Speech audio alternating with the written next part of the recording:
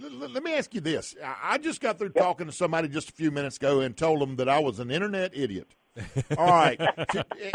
And now I've got this. I'm up here on iRacing.com. It looks pretty daggone simple.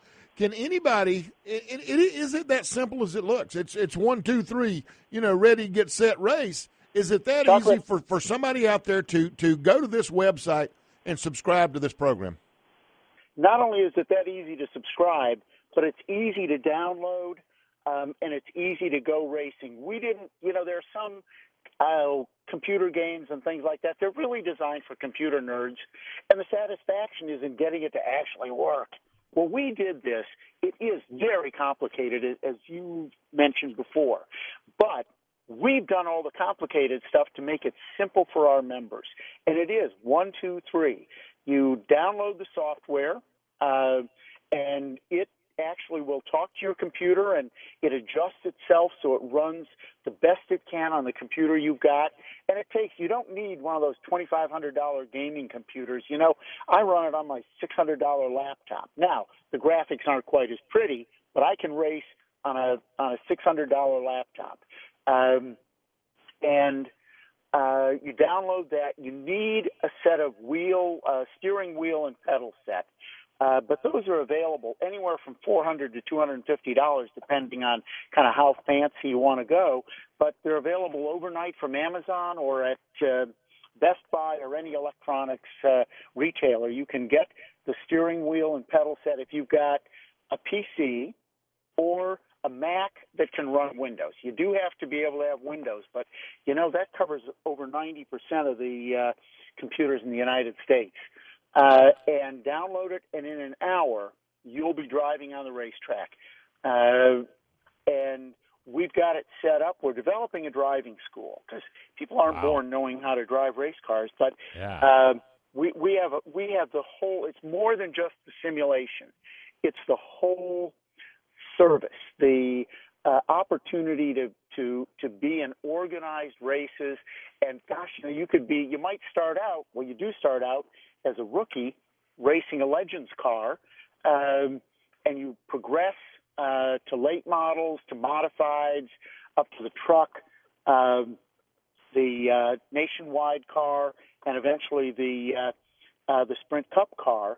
Although you can drive those cars from day one, you just can't compete wheel to wheel in our organized races, the NASCAR-sanctioned races, until you have the right license, which, it wouldn't matter how much money you had. You can't just write a check and show up and try to qualify for the Daytona 500. You can't? Right. Wait a minute. You're going to disappoint a lot of people telling them that. Well, in the real world, you can't. But you know what? Actually, in the world of iRacing, you can. One of the things we have for 2010 is the iRacing World Tour. And it runs on the same weekends as major races around the world. So the Daytona 500, the Talladega Spring Race, and the Miami Homestead season finale are all part of the World Tour.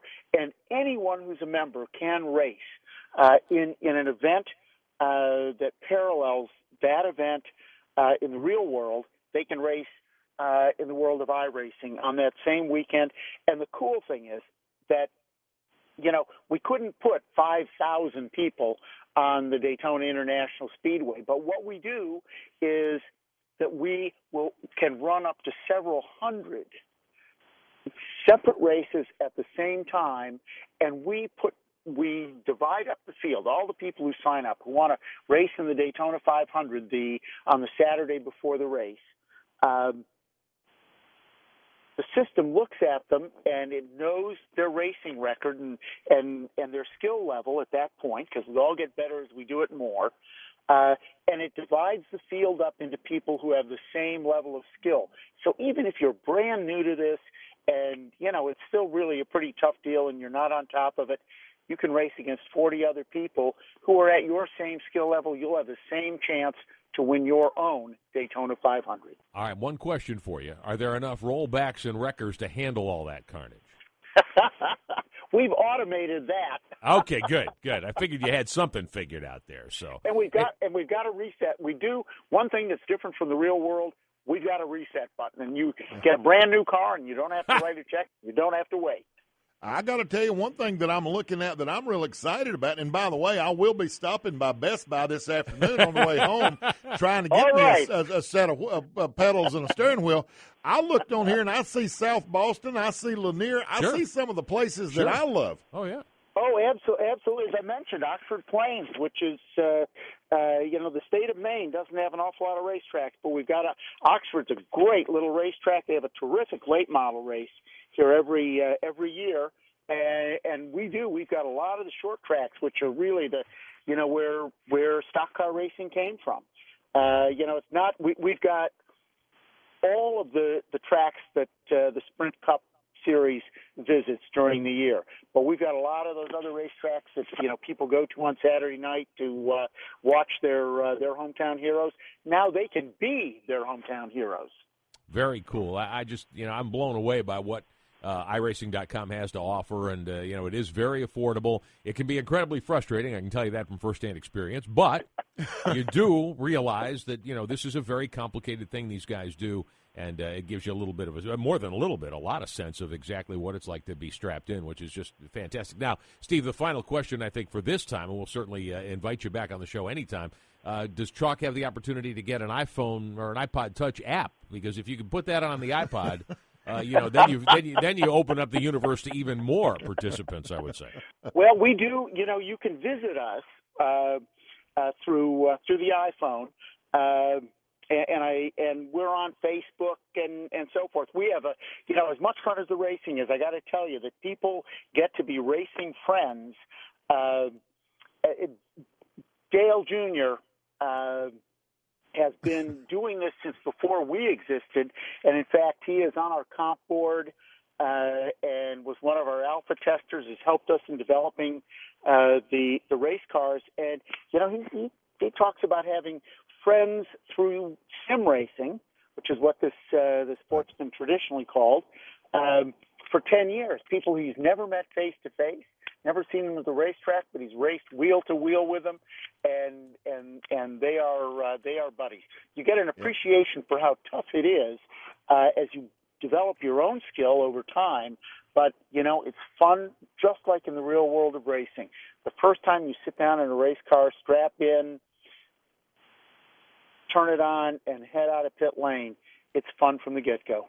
Well, I tell you what, I'm very excited about it. I am going to give it a try. And the cool thing I'm looking at, you guys have got different plans here. You've got a 2-year, 1 year, 3 months, 1 month, whatever you want to do. You guys can take care of that, right? We absolutely can. I mean, we find that most people who try it out want to stay, but there's a 1 month, and you can renew month by month. Most of our members, the vast majority, some of them try out for a month and then they renew for the year.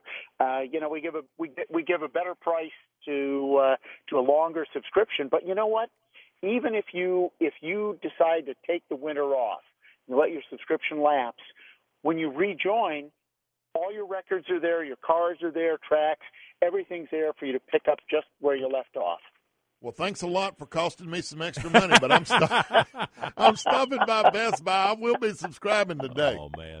It's the least expensive way you're ever going to go racing. Absolutely. Yeah, good fun. Steve, thanks so much for your time. All the best for the holidays. We'll talk to you again soon, okay? Same to you folks and all your listeners. I appreciate you being with us. Steve Potter from iRacing.com. This is a cool deal. Yeah, I saw one of these simulators quite a while ago. Saw it again at the PRI show. I said, I got to get that for Kyle for Christmas. So we wanted to get Steve on to talk about it. It's worth doing in the wintertime especially. Well worth doing. Well, let me tell you this, and this is going to be awesome for me because I've got a big screen, flat screen TV in the bedroom. Yep. And also I've got a computer hooked to that TV. Oh. I can have this. I can lay in bed and do this. You know what I mean? Well, probably be a little tough to lay down. You got the pedals. But yeah, you could. You could. But well, the fact of the matter is, what I'm saying is, I can put this on big screen if my TV and most of the new TVs the computer will hook up to that screen, so I can put this on any big screen in the house. Yeah. Wow. Absolutely.